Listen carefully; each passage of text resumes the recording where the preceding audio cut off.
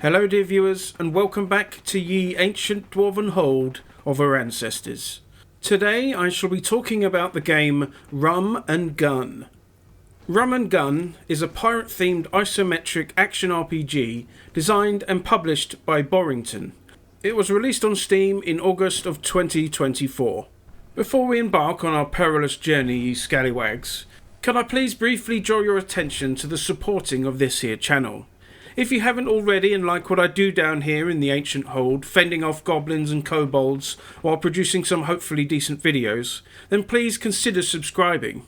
Also, if you fancy, why not leave a thumbs up and perhaps write a comment on your thoughts about this game.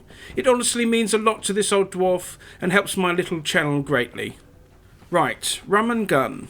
I saw some gameplay of this somewhere which I can't really recall at the moment, but I looked it up on Steam to see some more and take note of the user sentiment, and it seemed like something worth checking out. So check indeed I have done, dear viewers. The game is developed by just a single person, using their own game engine and assets. I will go on of course with my thoughts on the subject, but let me say this, one bloke managing to do all this is impressive, and I think they've done a good job. There are pirate games aplenty in the world of video games. In fact, I have done a video on Sid Meier's Pirates, which I shall post a link to hereabouts. That is well worth checking out. Yes, pirate games are plenty, from the aforementioned pirates to RPGs, ship battlers, survival games and the rest. But there isn't much in the way of a pirate-themed ARPG, in the vein of Grim Dawn or Path of Exile, and here we have one to play, which is nice. In Rum and Gun, you take on the role of a pirate captain, pitted against the baddies who are getting themselves involved in all sorts of naughty things. There are undead, demons, fish people and other terrifying things for you to contend with. You'll shoot your gun, swipe your sword, throw some bombs and all sorts as you drive through the enemy on your quest to do away with evil. Graphically, the game isn't going to blow you away. Fear not, that is not a slight but rather a statement of fact. You won't find anything too flashy going on here, with models fairly simple and with the background scenery nothing too over the top, but I personally find it all rather charming. Obviously, this makes the game easier to render and things aren't as complicated, but I think it comes off pretty well. Unless you're a die-hard follower of only the best and most bleeding-edge graphics, I think you'll appreciate the low-res approach here for what it is. Indeed, after not too long, my own eyes got pretty used to things and it didn't really matter too much. As a consequence of this style, I imagine you could run this on a lot of systems out there, which could add to its appeal. In concern with technical things, I didn't have a single crash in my time with it, nor any game-affecting glitches. It ran very well indeed. Sound-wise, it's good enough for the job. Guns sound as you might think, weapons swipe and bombs go boom when you throw them. Sadly, all dialogue is in text form, only with the outcry coming from an NPC every now and then, like people joining you or taunting you and such. Bit of a dead horse to keep mentioning, but yes, it is a one-man team here. I wasn't expecting Baldur's Gate level audio awesomeness. You start off simply with a trusty sword and pistol, on an island where you're quickly thrust into battle with the baddies. From here you must battle through hordes of terrible pirates, zombies, demons, and who knows what else. There are 4 acts to go through, each with multiple locations. The general gameplay of Rum and Gun feels like a mashup between a twin-stick shooter and an isometric ARPG. You use the keyboard to move your character while the mouse is set to your direction of fire. With the mouse buttons you can use your attacks and skills and spells, with some other keyboard buttons used for skills and other spells and such. As you engage with enemies you'll be moving about trying to stay away from their attacks, while at the same time shooting and stabbing at them. You can change which mouse button will do what skill, and you can also freely change key bindings. As you might expect from the name of the game, you'll be using a lot of guns. There are numerous types of gun available, from simple pistols to blunderbuss, rifles and strange multi-barreled guns that fire fast, frequent bullets in a line or sends them in all directions. You can equip several guns at once, which you can easily switch between using the mouse wheel or the numbers on the keyboard. You simply hold down the shoot button and fire away. There are 2 things to take note of when making use of gunpowder weaponry. The first is your gunpowder total. To fire any gun and a lot of skills, you will spend gunpowder. Essentially, gunpowder is this game's version of mana. When you run out of gunpowder, you're unable to fire your weapons. There are a few exceptions like bombs and throwing crow-like weapons which simply have a number of charges. You can regenerate some gunpowder passively, but the main way of refilling your bar is by finding drops from monsters or at certain parts in the level. The second thing you need to be aware of is the active reload. Again, most weapons will fire a certain number of projectiles before they need to be reloaded. You press R to reload and the active reload bar will appear. This is reminiscent of the reload in Gears of War, when you have to stop the point on the line at the right place to get a perfect reload. This speeds things up and can also proc effects depending on your talents and perks. Some weapons you will need to click at the right place more than once. It is vital to get the reloads right, otherwise you'll be running around without being able to fire your gun for a decent amount of time. One of the key pickups you will constantly be grabbing is rum. Again, as you might expect from the name, there is a lot of rum in this game. You have a health point value like most ARPGs, that when you reach 0 you will die. Instead of the more generic health potions and the like, you make use of rum to refill your health. Unlike potions that might immediately fill health, the rum is added to your rum total. In order to refill your health, you must press E, the drink button. Your character will then begin to drink from their rum bottle, regenerating as much as you have rum to use. Once you run out of rum, you will need to find more to regain any more health. Drinking rum can proc certain abilities, such as adding a flat damage bonus for a certain number of seconds. Rum is also used when you play your fiddle or other musical instrument. This is a whole mechanic quite unique to Rum and Gun. Besides rum and gunpowder, which you can pick up, there are also items and runes and other bits to grab too.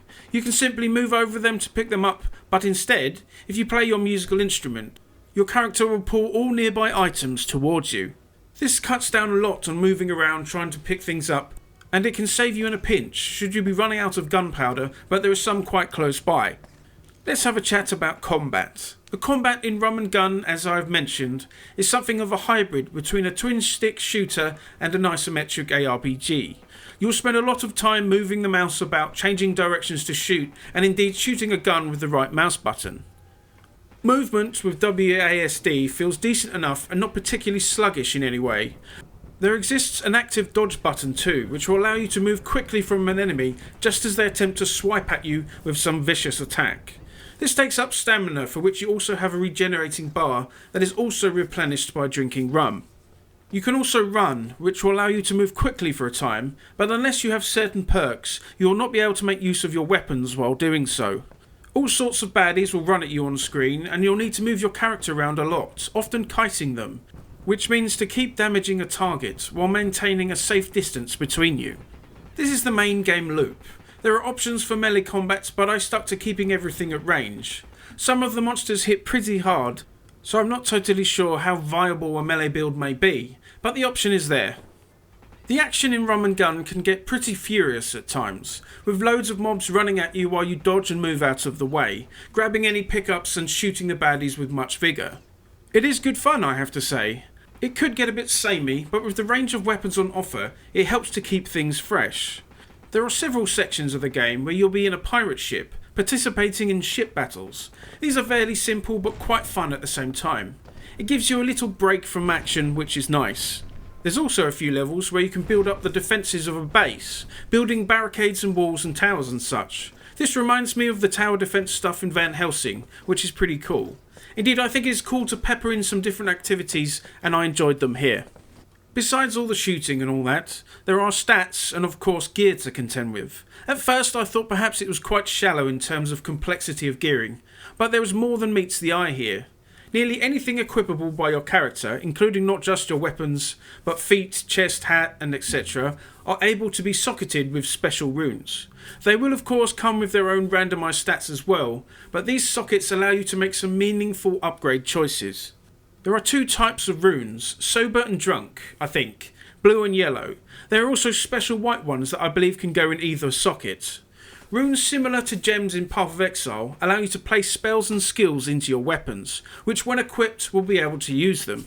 You can assign different runes to each of your equipped weapons, which means you can vary quite a lot in how you are fighting. Sometimes on weapons, and seemingly always on non-weapons, you'll be granted a special passive bonus depending on the rune.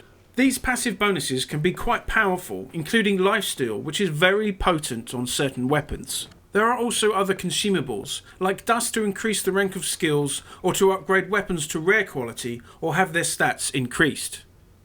From the inventory screen, you can actually sell any item directly, allowing an easier time when dealing with unwanted items. There are trader NPCs in certain locations too, where you can buy special consumables. I will mention it here, but after a while of not encountering a trader, I discovered you can, at any point, teleport to the beginning of any other level you've already gone through, including locations with traders. This is a great help, and I regularly ported back and forth to buy some items and also make use of the storage box. I may have missed it, but it would have been good if the game told us we could do this early on. Also, some description of what stats like saturation is would help a lot. Besides gear, you will of course gain experience and level up. Whenever you do, you will be given a default choice between 4 perks to select from the perk panel, at random it seems. There is a wide variety here, with some being most impactful indeed.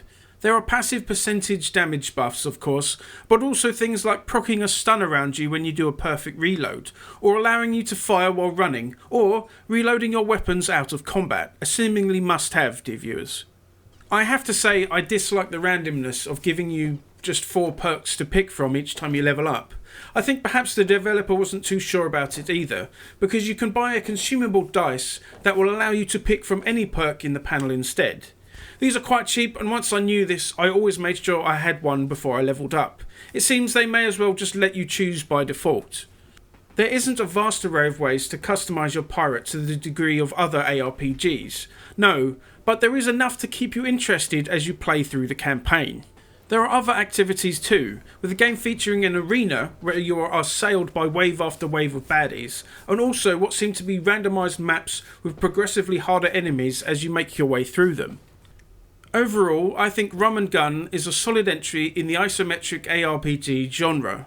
It isn't some mega turbo game like Path of Exile and the others with mechanics and builds and content up the wazoo, but it provides a nice good burst of pirate fun. I spent around 15 hours with the game, with the majority of that in the campaign. That is a decent campaign length, and I had fun all the way through.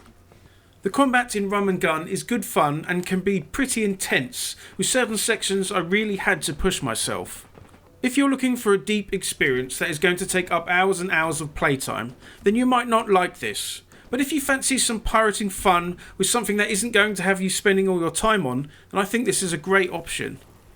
And dear viewers, it is £4 on Steam. £4. That is like 1/10 the cost of certain other ARPGs out there. It is also a complete game and doesn't feature any offensive consumer practices. You can't really go wrong at that price. I think it is good to support indie developers, especially at a time where the more corporate side of the games industry is becoming all obsessed with making as much money out of you as possible. I have said it before, but the spirit of gaming is still there, dear viewers. We must encourage those who follow the old ways. And there we go, dear viewers. Another game from me here down in the ancient dwarven hold of our ancestors. I hope you liked the video and that you are doing well. Thank you for watching, and I shall see you next time.